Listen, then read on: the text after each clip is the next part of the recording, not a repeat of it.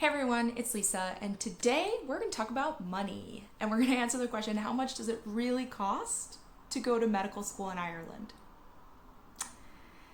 So often I get the question, does it cost less to go to medical school in Ireland than it does in the States?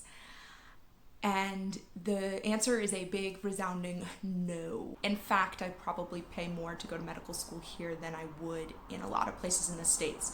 Part of that is the tuition and the other part is living costs. So I'm going to break this down into different sections for you guys to give you kind of an overview of how much it actually costs.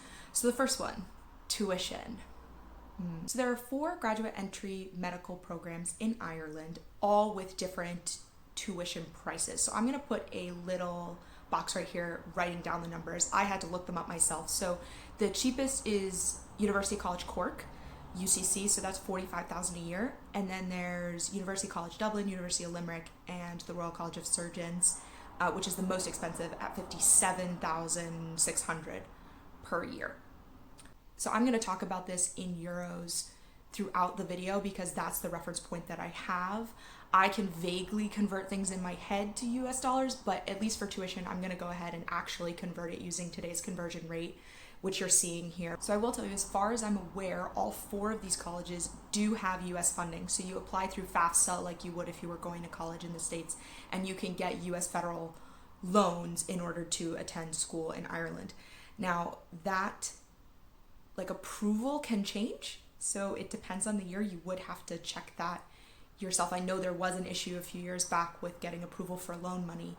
So keep that in mind if you're thinking you need US federal loans in order to fund your schooling. Okay, so next up is housing. And guys, I hate to break it to you, housing in Ireland is expensive, particularly in Dublin, in Cork, and in Galway. Apartments are going to cost a lot. I would say the cheapest rent that I know of is about €800. Most of my friends pay about €1,200 a month for their apartments. Some of them live in student housing, which will run you about €1,200 to €1,500 a month, and that includes your utilities. So if you're renting a regular apartment, obviously you have to add utilities onto that. Because it is so expensive here, I actually live in an apartment that is a 2-bedroom with 2 other girls. So there's 3 of us in a 2-bedroom. And because of that, we were able to get our rent under $800 each. So that's what works for us. But I know there are a lot of people who end up paying quite a lot more in order to have the space that they want and be close enough to the university. I did go ahead and look up the average prices in Dublin, which would probably be the most expensive out of all of Ireland. And a 1-bedroom will run you about $1,600 per month, and a 3-bedroom would run you about $3,000 a month. Now that's on average, though I would say in my experience, most of my friends hover around the $1,200 to $1,500 mark. So I think it's doable to get something cheaper than what they're saying the average is. I will say electricity here is very expensive. We get a bi-monthly bill and it ends up being about 150 to 200 euros for 2 months worth of electricity. And we don't do anything besides your normal lights, oven, hot water. We don't run the heat because the heat jacks up the prices so much. So we're constantly just bundling up. I mean, we've made that choice as a household to not do that in order to keep our bill low. But it is a very expensive utility compared to what I would pay in the States. Also, our phone bills. So this is one thing that I think Ireland does fantastically. They have pay-as-you-go phone plans.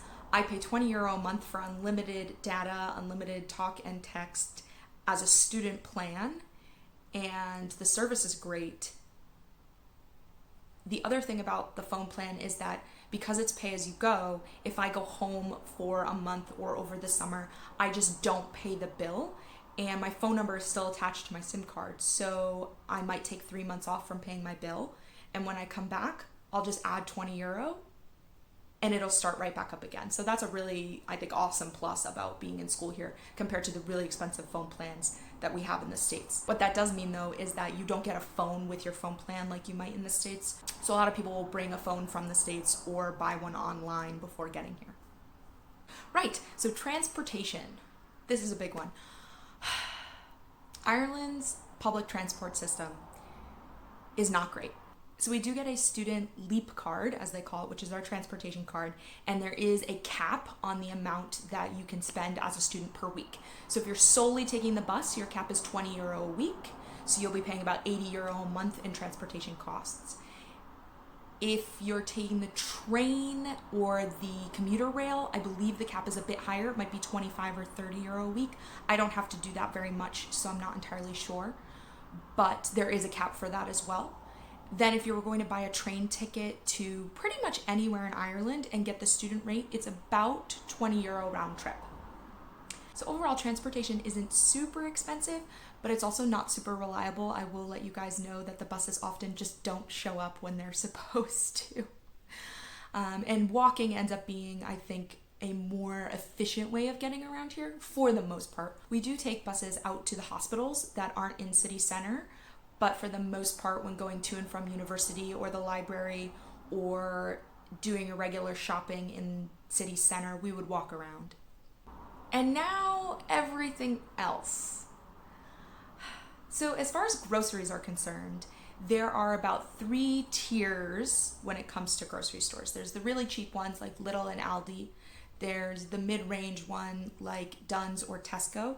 And then there's kind of a higher end grocery stores like Marks and Spencer's or Fresh. If you shop at Lidl and Aldi, it's pretty easy to keep your grocery bill under €40 a week for one person.